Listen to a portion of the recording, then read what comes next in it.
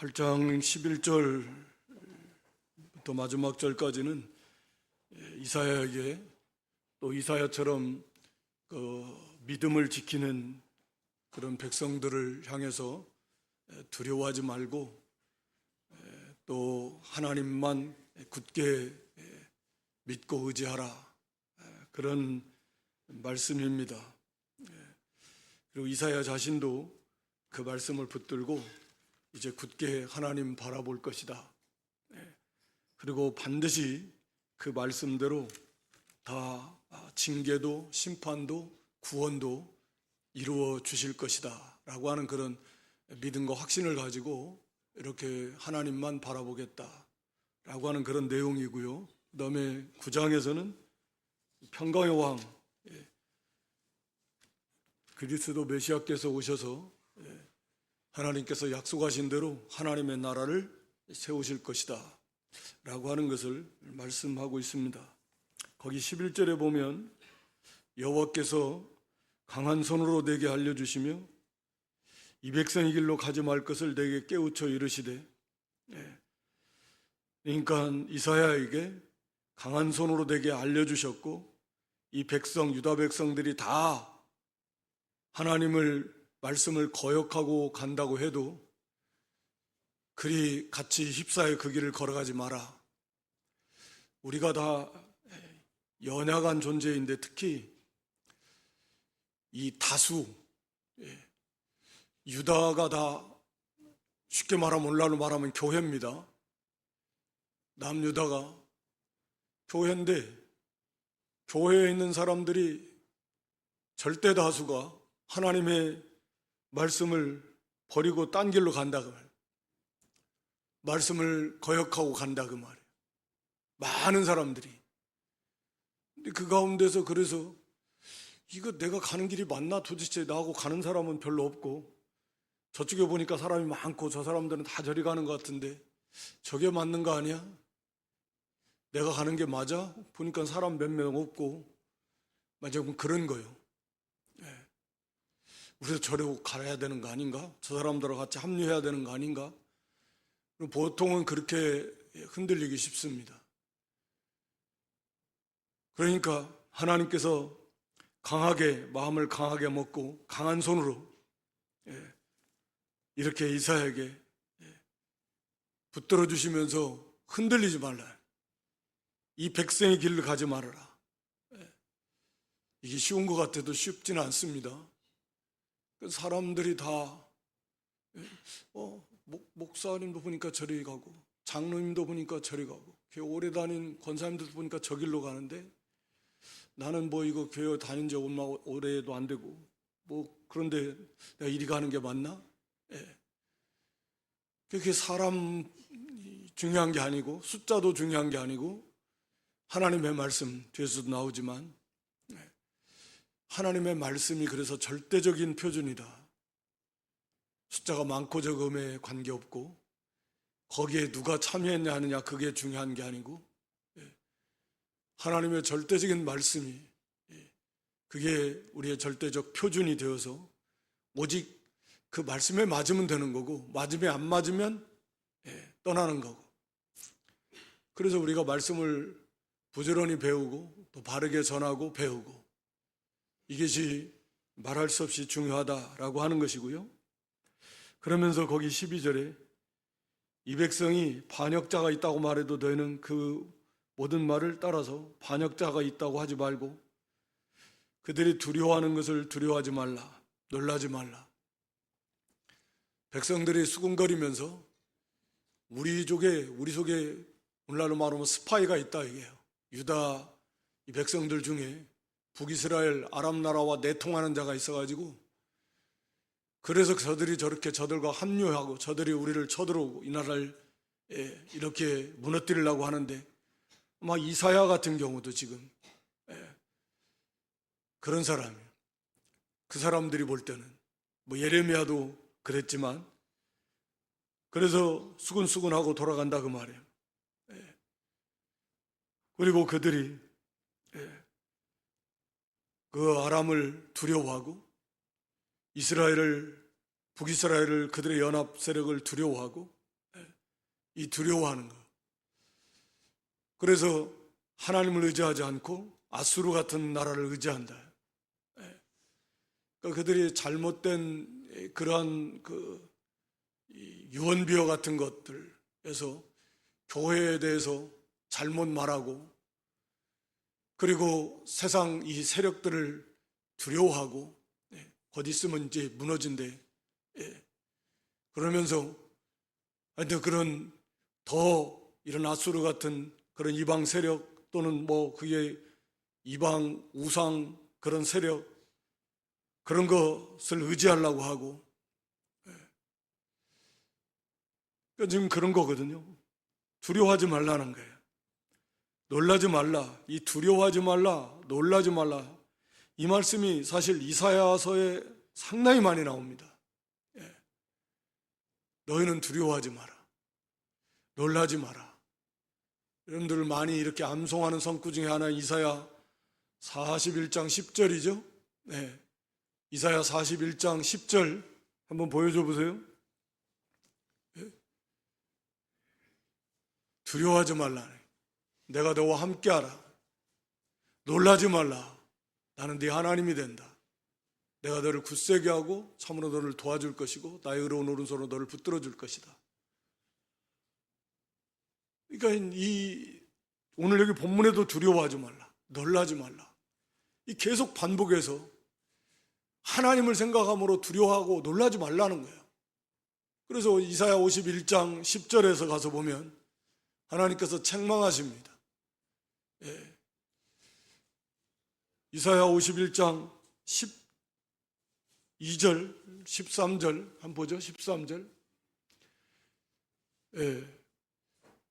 왜 하나님을 잊어버렸느냐, 하나님이 어떤 하나님이신가를 왜 잊어버렸고, 왜 이 풀같이 멸망할 그런 인생들을 자꾸 두려워하느냐 라고 이렇게 책망하십니다. 그러니까 하나님을 왜 잊어버렸냐, 하나님이 어떤 하나님이신가, 하늘을 펴고 땅에 기초를 정한, 그리고 너를 만드신 분, 그런 만군의 여호와 하나님을 왜 생각하지 않고 왜 자꾸 인생들, 아무것도 아닌 인생들을, 그 세력들을 두려워하는 것이냐. 우리가 잘 아는 대로 잠언 29장 25절에 보면 우리가 사람을 두려워하면 덫의 올무에 걸리게 돼 있다. 그래서 이 두려워하지 말고 놀라지 말라, 사탄이 우리를 공격하는 중요한 수단과 방법도 이 두려움입니다. 두려움, 막연한 두려움, 뭐 실체도 없는데 막연하게 두려워하고 염려하고 걱정하게 하고, 그래서 믿음의 길을 가지 못하게 하는 겁니다. 믿음을 쓰지 못하게 하는 겁니다. 그게 마귀가 우리를 공격하는 중요한 방법 중에 하나가 두려움이다. 그래서 우리 예수님께서도 친히 두려워하지 말라고 얼마나 말씀하십니까? 오늘 여기 본문에서 하나님을 두려워하라 그랬습니다. 15, 여기 13절에 만군의 여호와 그를 너희가 거룩하다 하고 그를 너희가 두려워하며 무서워할 자로 삼으라. 진짜 하나님을 두려워해야 된다. 하나님을 두려워해야죠. 그래서 우리를 심판하신, 그 영혼을 영원한 지옥에 던져 넣으실 권세를 가지신 바로 하나님을 두려워해야 됩니다. 아니, 하나님 가장 두려워할 분이 하나님이십니다. 그 어떤 인생, 어떤 세력을 두려워할 수 있겠는가. 그래서 우리가 하나님을 자꾸 생각하는 게 그래서 필요합니다. 그런 면에서도 하나님이 어떤 분이신가, 그 하나님이 나를 어떻게 사랑하시고 지켜주신다고 약속하셨나.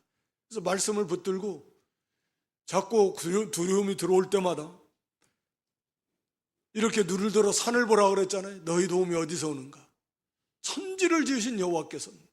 천지를 지으신 분, 그분이 나를 돕는 분이신, 아니 나의 아버지. 그래서 항상 눈을 들어서 영광의 주님을, 영광의 하나님을 바라보고 주의 말씀을 붙들고 또 기도하고 세상을 바라보고 자기를 바라보면 자꾸 두려울 수밖에 없고 자기는 약하고 그러니까 염려에 붙잡히게 되고 두려움에 붙잡히게 되는 것입니다. 마치 베드로가 풍랑의 바닷속으로 빠져 들어가는 것처럼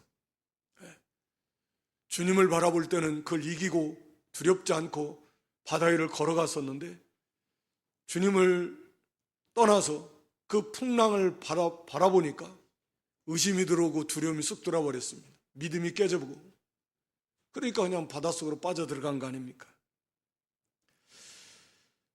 그래서 두려워하지 말라, 두려워하지 않아야지 이렇게만 가지고는 안 되고 하나님을 생각하고 그 말씀을 굳게 붙들어야 된다 그 말입니다.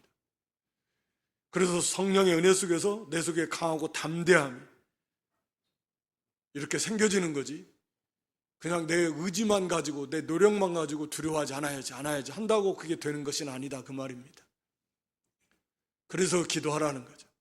그래서 주의 말씀을 잡고 가까이 하고 그 말씀을 붙들고 그 속에서 성령께서 주시는 강하고 담대함으로 그런 확신으로 그래서 내가 강하고 담대하고 더 이상 두렵지 않는 실제로 두렵지 않게 된다는 거예요. 차이가 근본적인 차이입니다. 이건 실제적인 능력이니까 두려움을 이기는 능력. 그래서 그리스도의 평안, 하나님의 평안, 우리 그리스도 예수 안에서 우리 마음과 생각을 지켜주신다 그랬는데 기도할 때 그래서 이건 실제적인 능력입니다. 그러다가도 또 이 세상에 집중하다 보면 또 두려움이 또 나를 삼키려고 들어오지만 때마다 또 말씀으로 밀치며 주님을 바라보고 말씀을 붙들고 굳게 의지하고 기도하면서 그래서 이 끊임없는 이런 싸움 중에 하나가 이 두려움과의 싸움입니다. 실제로는 그렇게 안 두려워요. 딱 막상 부딪혀 보면 그렇게 두려운 일이 아니다 그 말입니다. 두려울 일이 아니에요. 그리고 그냥 별것도 아니고 그냥 이겨나가는 일이 대부분 많아요. 근데 사실은 부딪혀봐도 실제적인 내용적으로도 별로 두려운 것도 아닌데 그냥 두려움을 집어넣어주는 거죠. 두려운 마음, 그 생각. 그래서 우리를 아예 거기에 굴복시키게 하려고 하는 거예요. 실제 두려운 게 아니고. 죽음이라는 것도 여러분 우리가 이제 부활의 몸을 입고 천국에 가서 생각해 본다고 하면 죽음이라고 하는 게 저렇게 두려워할 일이었던가? 그건 정말 두려워할 일이 아니었던 거죠. 안 죽으면 어떻게 천국에 가겠습니까? 장막을 벗는 일이고 이 헌 장막, 이 병들고 피곤하고 지치고 약하고 또 얼마나 죄를 많이 짓고 악취가 나고 신령한 몸을 입는다라고 또 영광의 주님이 계신 곳으로 가는 것이 그 영광의 하나님 나라에 들어가는 일이잖아요. 죽음의 그 본질인 우리 믿는 성도들에게 있어서 믿지 않는 자는 정말 두려워할 일이지만 우리에게 있어서는 그래서 잠자는 거다, 떠나는 거다, 장막을 거두어 놓고 하루 이틀이지 여행도 맨날 장막 치고 막 여기저기 처음에는 좋았을지 모르지만 얼마나 피곤하겠어요. 여기 가서 옮겨가면서 텐트 가지고 다니면서 아무리 텐트 좋아도 가지고 다니면서 쳤다가 또 걷었다가 또 갔다가 막 몇 날 며칠 몇 달 해보세요. 피곤하고 지치고 집이 그립지. 얼마나 집에 가고 싶겠어요. 아무리 좋아도 여행도 잠깐이지. 집이 좋은 건데 하물며 우리가 그 영광의 하나님 나라에 가는 일, 이건 말할 수 없이 정말 너무 좋은 거거든요. 그래서 사도 바울은 빨리 갔으면 좋겠다. 차라리 떠나서 죽어서 주와 함께 있는 게 난 더 좋다. 그게 사실이거든요. 문제는 그걸 모르는 거예요. 그리고 그런 막연한 두려움에 사로잡혀서 거기에 굴복을 당하는 거죠. 근데 그것을 이기려면 그 두 죽음이 더 이상 두렵지 않을 만큼 우리가 예수님의 부활, 늘 말로는 우리가 예수님 부활, 내 부활이다. 그러나 그게 정말 내 속에 부활의 확신과 소망이 충만하게 채워지고 천국의 소망이 충만하고 예수님과 함께 있을 그 소망이 충만하고 그 확신이 차고 넘치고 빨리 가고 싶고 뵙고 싶고 그걸 누리고 싶고 이게 더욱 충만해지면 더 이상 죽음이 두렵지 않게 될 것이다 라고 하는 거죠. 그런데 이제 우리가 그만큼 그 세계에 들어가지 못하고 그런 믿음에까지 도달하지 못하고 기도하지 못하고 그런 확신이 부족하고 그래서 자꾸 죽음에 대해서 두려워하는 거예요. 모든 두려움이라는 게 그렇습니다.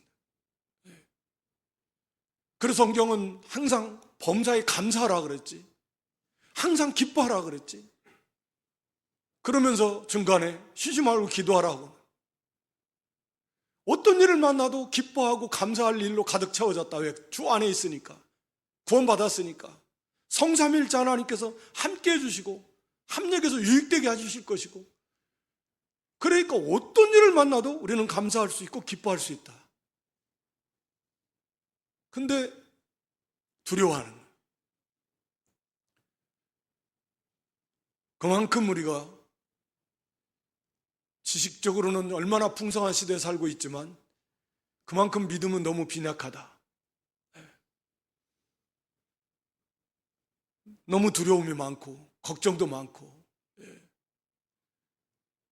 그래서 거기에 그냥 굴복하고 마음의 평안도 빼앗기고 즐거움도 기쁨도 감사도 안 나오고,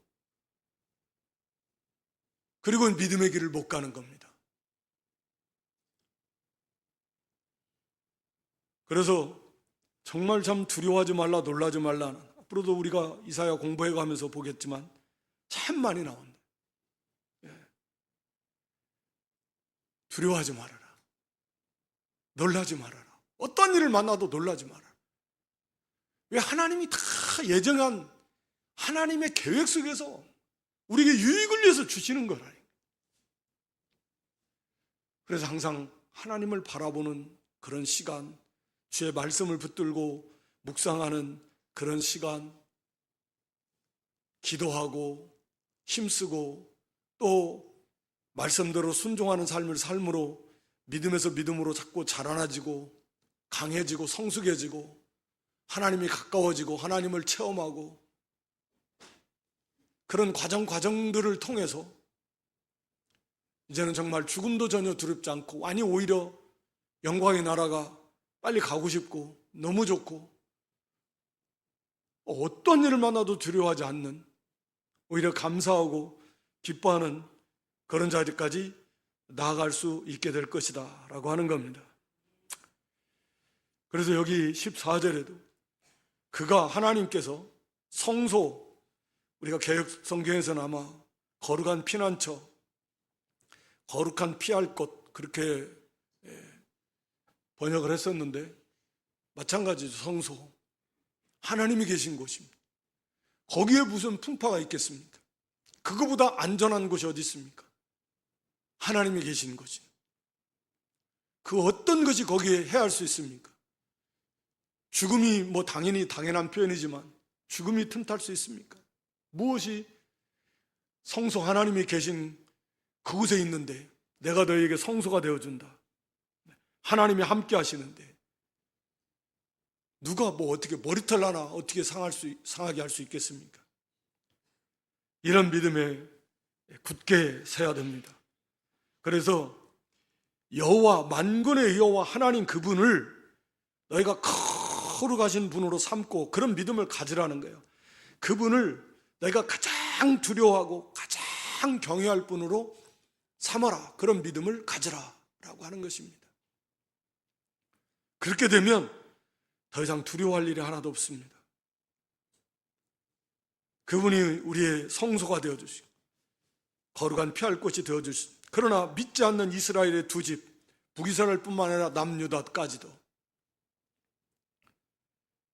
건립돌과 걸려 넘어지는 반석이 되어서 오히려 걸려 넘어져서 그 반석에 부딪혀서 비참하게 된다 그 말입니다. 그래서 걸려 넘어지는 반석이 되실 것이며 예루살렘 주민에게는 함정과 올무가 되시리니. 그래서 예수 그리스도 거치는 반석이 돼요. 믿지 않는 자들에게는 오히려 예수님이 걸려 넘어집니다. 그래서 많은 사람들이 그로 말미암아 걸려 넘어집니다. 이 걸려 넘어지는 그냥 넘어진다라는 의미가 아닙니다. 비틀비틀하다가 그냥 밑으로 푹 떨어져 가지고 죽는다 그 말입니다. 부러진다, 이건 완전히 박살난다 그런 표현입니다. 덫에 걸려 가지고 포로로 잡혀간다.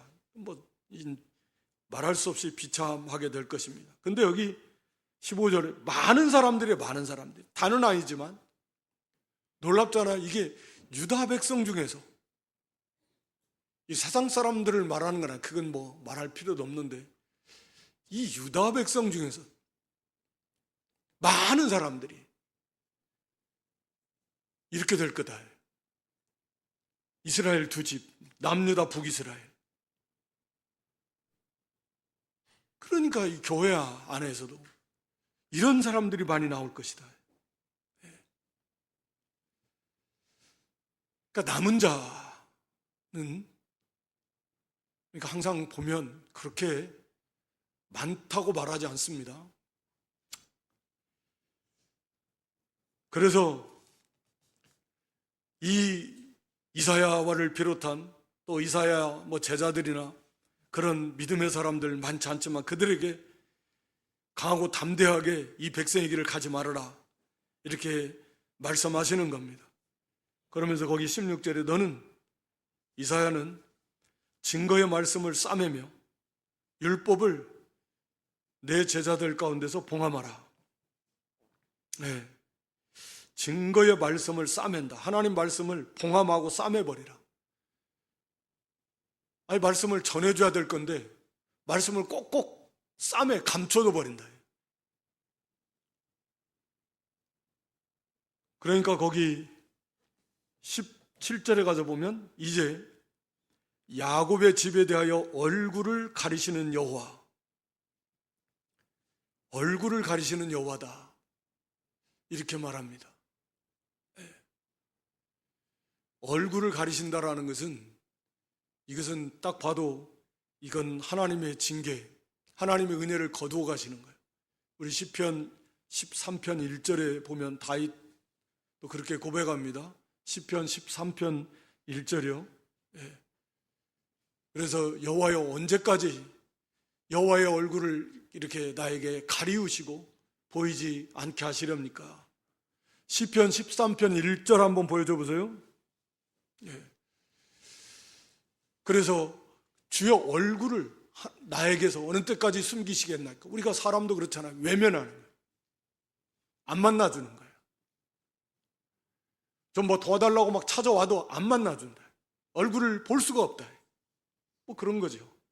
하나님 얼굴을 가리워버리신다. 그러니까 이 얼굴을 가리워버리신다는 건 은혜가 중단돼 버렸다. 반대로 우리 민수기 6장 25절 6절에 보면 축복을 복을 빌어주는 그런 기도의 내용인데, 민수기 6장 25절 26절에 보면요, 여호와 하나님의 얼굴, 그 얼굴을 구하는 거예요. 여호와께서는 그 복 주시기를 원하고 평강 주시기를 원하고. 민수기 6장 25, 26절이죠. 그 얼굴을 내게로 향하여 드셔서 복 주시기를 원한다, 평강 주시기를 원한다. 그러니까 얼굴을 가리운다라는 말은 하나님께서 야곱의 집 유다 백성에게 하나님 더 이상 은혜를 베풀지 않으시겠다. 근데 그게 뭐냐면 16절에 증거의 말씀을, 율법을 싸매버리시겠다는, 더 이상 말씀을 안 주시겠다라는, 선자를 통해서 하나님의 말씀을 주시는 게 은혜인데 말씀을 더 이상 싸매버려서 말씀을 전하지 않도록 막아버리시겠다. 받을 자격이 없고 전해줘도 안 받으니까. 그렇지만 그 말씀을 봉함해 놓고 나중에 하나님 그 말씀대로 되는지 안 되는지 한번 보라는 거예요. 그 말씀이 증거가 되는. 그러니까 하나님의 말씀을 주는 것이, 받는 것이 은혜입니다. 우리가 잘 아는 시편 119편 몇 절이죠? 내 발의 등이요 내 길의 빛이니이다. 105절입니다. 주의 말씀은 내 발의 등이고 내 길의 빛입니다. 깜깜한데 어디로 가야 될지, 또 길에 무엇이 있는지, 큰 함정이 있는지 절벽인지 피해 가야 될지 내 앞을 비춰주는 빛이 있어야죠. 그게 말씀이라는 거예요. 우리 인생의 길에서 말씀이 그런 역할을 하는데, 그런 말씀이 없어버리면 깜깜한 거예요. 어디로 가야 되는지, 어떻게 대처를 해야 되는지, 언제까지인지 아무것도 모른다.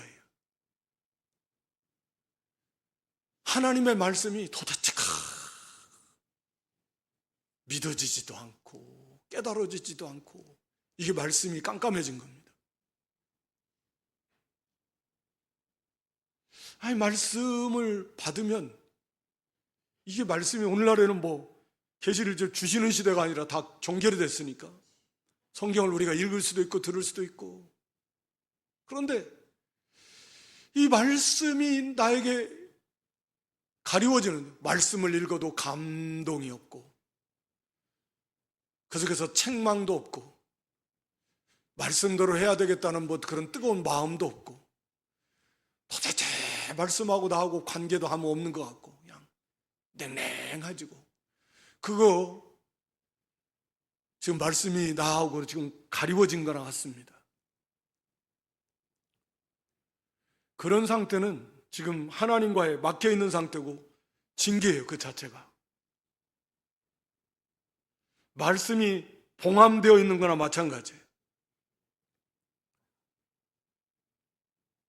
나와는 상관없는 말씀, 저 말씀은 나하고 상관없다, 이게 지금 그런 상태예요. 하나님께서 얼굴을 가리워 버리신다. 더 이상 하나님의 은혜를 베풀어 주시지 않겠다.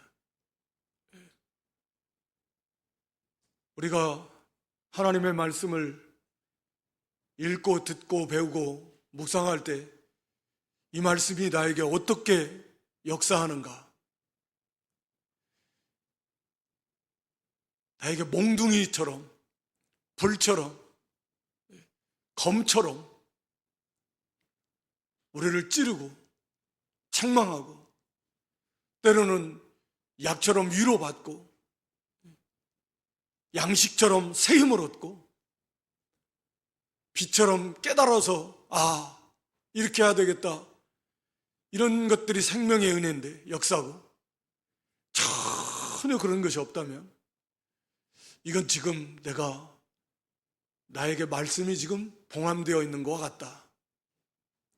하나님의 은혜가 이 말씀을 통해서 오는데 하나님의 은혜가 지금 막혀 있다 라고 하는 것을 진단할 수 있습니다. 그럼 문제가 하나님께 있을까요? 나한테 있을까요? 예? 네? 이 문제가 누구한테 있을까요? 나한테 있습니다. 나한테 있잖아요. 그러니까 이 말씀이, 이게 은혜예요. 사실은 이거 참 답답합니다. 이런 일들을 많이 경험하실 거래요. 어떤 때는 꿀과 송이꿀처럼 달다, 막 꿀과 송이꿀처럼 달 때도 있어요. 말씀이 읽기만 해도 막 너무 달고 막 은혜가 되는데, 어떤 때는 이건 막 너무 졸리기만 하고 막 졸려, 그리고 눈을 뜨고 막 맨날 다람쥐 쳇바퀴 돌리셔. 진도가 안 나가. 도대체 무슨 말씀인지 와닿지도 않고 막 들어도 그렇고 기도를 해도 안 되고 그런 건 얼마든지 우리가 겪을 수 있잖아요. 어떤 때는 막 달고 어떤 때는 막 찔리고 이게 그런 상태거든요. 하나님의 은혜, 얼굴을 가리우시는 여호와. 그럼에도 불구하고 여기 이사야는 17절 하반절에 그렇게 말합니다. 나는 기다리며 야곱의 집에 대해 얼굴을 가리시는 여호와를 나는 기다리며 그를 바라보리라. 이런 자세가 사실은 필요합니다. 우리가 항상 막 은혜가 충만하고 하나님의 말씀이 막 꿀송이처럼 막 다디 달고 항상 그렇게 되면 너무 좋겠지만 우리는 늘 움푹짐푹하니까 어떤 때는 그냥 말씀을 뭐 가까이 읽기도 싫고 막 졸리고 그럴지라도 이사야는 비록 야곱 집에 얼굴을 가리우신 여호와이실지라도 나는 그 하나님을 끝까지 믿고 기다리고 바라볼 것이다. 그래서 그 하나님께서 반드시 약속하신 대로 때가 되면 은혜를 베풀어 주실 것이니까, 약속하신 대로 구원해 주실 것이니까 반드시. 그래서 우리도 비록 일시적으로 힘들고 하나님과의 관계가 막힌 것 같고 답답한 것 같고 그래도 자포자기하지 말고 베드로처럼 얼마든지 우리도 실족할 수 있지만 실패할 수 있지만 그냥 그것으로 끝나는 게 아니고 우리도 이사야처럼 그 하나님의 말씀을 붙들고 반드시 하나님께서 약속대로 우리를 구원해 주실 것이라고 하는 그런 믿음과 소망을 가지고 주님을 바라보고 또 회개하면서 부르짖으면 때가 되면 반드시 하나님께서 건져주실 것이다. 거기 18절에 보라, 나와 및 여호와께서 내게 주신 자녀들이 이스라엘 중에 징조와 예표가 되었나니, 이사야 자신이 징조와 예표가 되었고 두 아들 스알랴숲하고 마엘살랄 하스바스. 이사야라고 하는 이름 자체가 여호와께서 구원하신다. 또 스알랴숲은 이렇게 남은 자가 돌아온다. 마엘살랄 하스바스는 노략이 속히 이루어질 것이다. 하나님의 약속.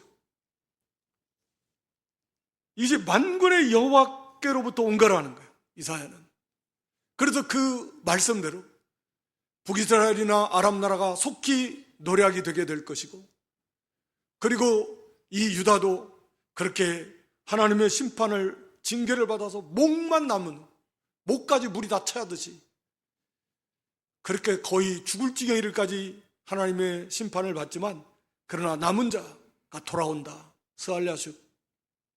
반드시 하나님이 돌아오게 하실 것이고 이사야, 여호와께서 구원해 주실 것이다 라고 하는 이사야 자신과 두 아들을 통해서 하나님께서 그 예표와 징조로 주신 것이다.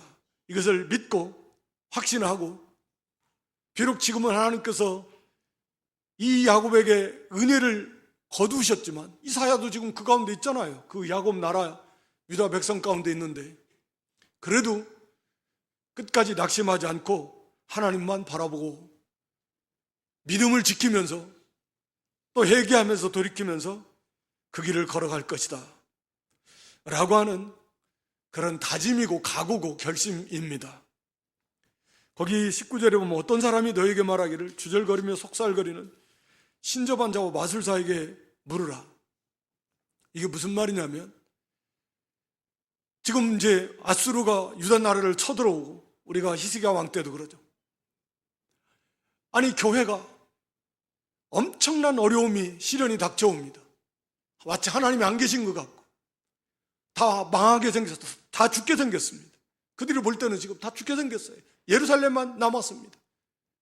다 짓밟히고 수없이 많이 죽었습니다. 다 부서지고 폐허가 되고 끝난 것 같아요. 막 종말이 온 것 같습니다. 그러니까 그럴수록 다 주변에서 하나님 안 계, 믿음이 없으니까 다른 데 가서 어떻게 될까 도대체. 이거 점도 무당한테도 가보고 점치는 데도 좀 가보고, 아니면 어디 다른 이방 종교에도 좀 가보고 가라는 거예요. 가서 알아보고 신접한 자에 가고 물어보고 어떻게 해야 되나? 언제까지 해야 되나? 우리는 어떻게 될 건가? 왜? 하나님 우리를 버리신 것 같고 안 도와주시는 것 같고 안 계신 것 같고 이제 우리는 끝난 것 같으니까 그러니까 더더욱이 가보자. 그렇게 됩니다.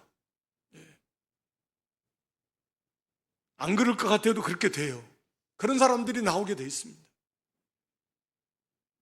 그렇게라도 해서 뭐 어떻게 살 길을 마련해 봐야지. 이러고 가만히 있으면 어떡할 거야. 뭐 죽어? 막 그러면서. 그런 환경이 올지라도. 그래서 백성이 자기 하나님께 구할 것이 아니냐. 산자를 위해 죽은 자에게 구하겠느냐. 얼마나 그게 어리석은 자냐. 책망하면서 흔들리지 말고 오직 하나님께 구하고 하나님만 의지하고 하나님께 굳게 붙어 있으라는 거예요. 이게 지금 뭐 세상에서 하는 소리 아닙니다. 교회 안에서 유다 백성들 안에서 막 이런 사람들이 수도 없이 나오게 될 거라는 거예요. 어려움이 오면 그때 흔들리지 말고 그때도 오직 하나님께 구하고 하나님만 의지하고 하나님만 바라보고 나가자. 거기 20절에 마땅히 율법과 증거의 말씀을 따르라. 천하의 그 누구라도 그들이 말하는 바가 이 말씀에 맞지 않는다면 그들은 다 가짜일 것이고 그들은 비참하게 망하게 될 것이다. 가짜 지도자들, 거짓 선자들도 많이 나오게 될 것이고 마지막 때는 미혹하는 역사가 많이 있을 거라 그랬잖아요. 하늘에서 막 엘리야 선자처럼 불이 내려오게 한다고 그랬습니다. 우리 계시록 13장에 보면. 그러니까 사람들이 막 그거 보고 막 넘어갑니다. 하늘에서 불이 내려오는데 엘리야 선자처럼. 그게 진짜인가 보다 이거죠. 그러나 그걸 분별해내고 이길 수 있는 건 말씀입니다. 말씀에 맞지 않는다면 그것은 다 가짜이고 그것은 비참하게 망하게 될 것이다. 그런 거짓 지도자들, 거짓 선자들, 거짓 선생들 그리고 그런 것들을 추종하는 그런 사람들 다 망하게 될 것이다. 그래서 그들은 이 땅으로 헤매며 권고하며 굶주리게 망하게 됩니다. 그들을 따라가는 자들도 망하게 됩니다. 그래서 그런다고 뭐 문제가 해결되겠나요? 비참하게 된다는 거죠. 곤고하고 굶주리게 되고 굶어 죽는 것보다 비참한 게 어디 있습니까?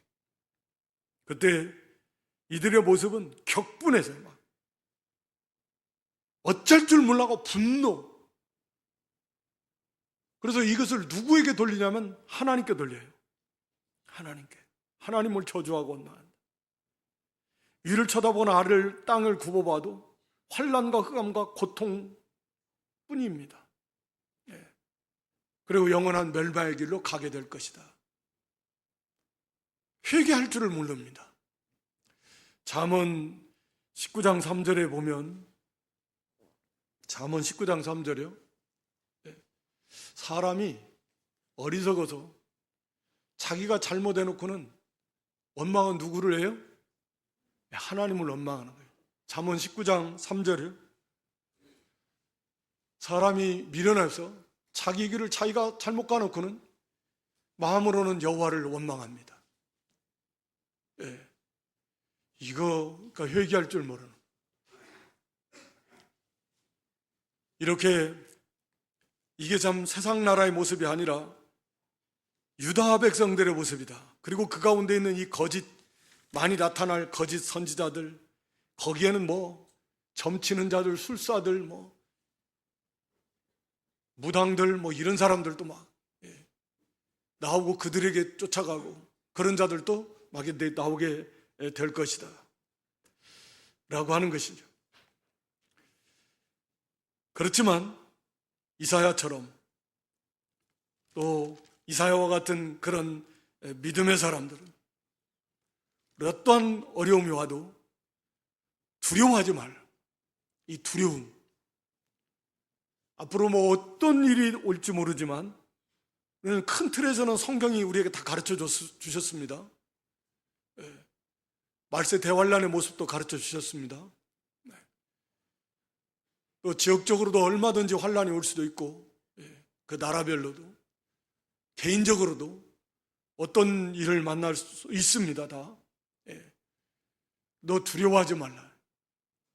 두려워하지 말고, 두려워하지 않으려면 우리가 항상 깨어서 주님을 바라보고 하나님을 바라보고 생각하고 기도하고 말씀을 붙들고 우리의 삶 속에서 앞에 있는 작은 그런 시험들을 믿음으로 통과하면서 우리의 믿음이 더욱 성숙해지고 강해지면서 하나님을 더 깊이 알게 되고 확신케 되고, 그래서 죽음조차도 두려워하지 않는, 오히려 기뻐하고 즐거워하는 영광의 산 소망 중에 그런 데까지 나아가는, 그리고 어떠한 그런 어려움이 온다고 할지라도 흔들리지 말고, 많은 사람들이 잘못된 길을 간다고 할지라도 하나님의 절대적 표준, 말씀의 표준을 삼아서 하나님만 말씀대로 바로 섬기는 그런 승리하는 믿음 다 될 수 있기를 주님의 이름으로 축원합니다. 하나님 아버지, 두려워하지 말고 놀라지 말라는 말씀을 통해서 사탄은 우리로 하여금 두려워하게 하고, 그래서 하나님을 떠나게 하고 말씀을 지키지 못하게 하는 그런 사단의 공격이 오늘날에도 이렇게 우리에게 얼마나 많이 이렇게 사탄이 역사하고 있다라고 하는 것을 항상 기억하면서 우리가 깨어서 하나님을 바라보게 하시고 주님을 바라보게 하시고 그 십자가 부활을 굳게 믿고 우리가 두려워하지 아니하고 영광의 산소망 가운데 죽음조차도 감사하며 찬송하며 믿음으로 승리해 저거로 통과할 수 있는 그런 성도들이 될 수 있도록 하나님 도와주시고 또 인도해 주시옵소서. 주의 말씀이 우리에게 봉함되지 않도록 날마다 그 말씀 앞에 거꾸러지고 말씀의 위로를 받고 말씀의 도전을 받고 말씀의 힘을 얻고 말씀의 능력을 얻어서 그 말씀대로 바른 길을 걸어가서 하나님께 영광과 찬송이 되는 그런 승리하는 그런 믿음의 길 걸어가게 해 주시옵소서. 예수님의 이름으로 기도드리옵나이다. 아멘.